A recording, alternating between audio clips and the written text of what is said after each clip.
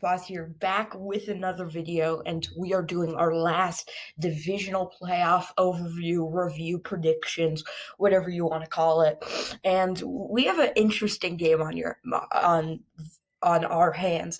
The Saints versus Bucs. This could end up being the game of the playoffs. In my opinion, it may end up being the game of the playoffs. Both teams have very much similarities with each another's play style, and they're also both very underrated good teams. I wouldn't say the Saints are underrated, but I like the Bucs a lot. Even though Tom Brady's on the team, and I hate Tom Brady, this Bucs team has talent, and it is young, and it is good.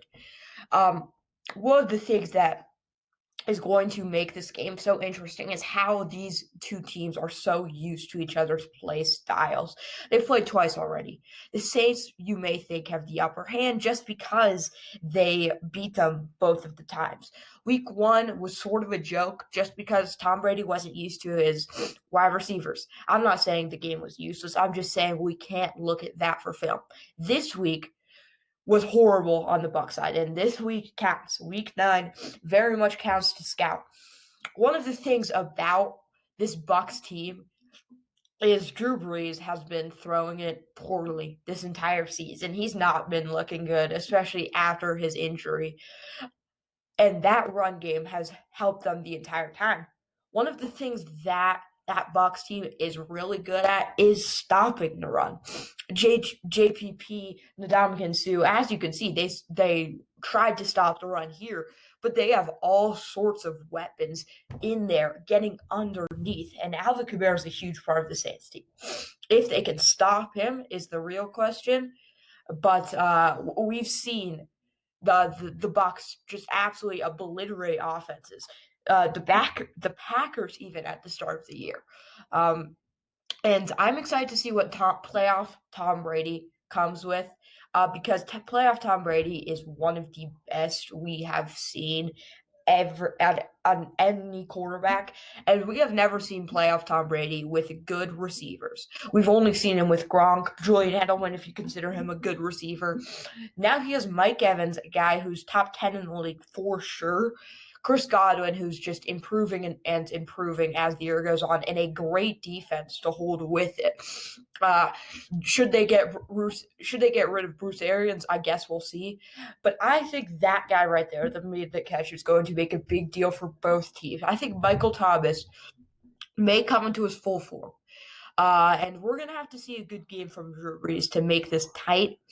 And it's going to be an interesting one. It is in New Orleans, so there shouldn't be any or there would not be any weather issues. But one of the things that interests me the most is how Tom Brady and Antonio Brown have been connecting. That's going to be the matchup that I want to see, is just what's going to go on with Tom Brady and Antonio Brown. One thing that you'll see in the future is Taysom Hill. He's obviously just a stud, and this is not the year the Saints win the Super Bowl. I'm calling it right now. It just isn't. They need Drew Brees to retire to win. But the young DBs of the Bucs should be able to stop good wide receivers like Michael Thomas and Emmanuel Sanders, the guy who just caught that touchdown pass. Sean Murphy bunting and a free safety in I'm forgetting his name, number 31, whatever that is. He's a great safety, but we got tons of good matchups looking here. And also, a guy that you should not forget about for a while is Leonard Fournette. Leonard Fournette has been balling out for the Bucs ever since week 14, and I don't think it's going to stop. Leonard Fournette has been a huge option for Tom Brady, as Tom Brady, really, you could say he's gotten a little old and he's been regressing, but not that much. He has been balling out, and Leonard Fournette helps him. Just those QB decisions, everything about it. The defenses in both of these situations are good. I haven't talked about the Saints defense much, but you have Cameron Jordan, one of the best pass rushers in the league right now. You got Marshawn Lattimore, a top 10 corner for sure, maybe even top 5 if you want to put him there. And then you also have Demario Davis. It's going to be an interesting game, nonetheless. I think this score of the game really shows you nothing because the Bucs have been just on a uproll ever since, and the Saints have been on a downfall. The way they played against the Bears, I realized that they weren't supposed to try very hard at the end of the fourth, but it was an embarrassment that was a close game. And if Javon Wims caught that pass, it could have been a close game. But anyway, guys, thank you so much for watching. I'm taking the Bucs in this one. But anyway, guys, peace.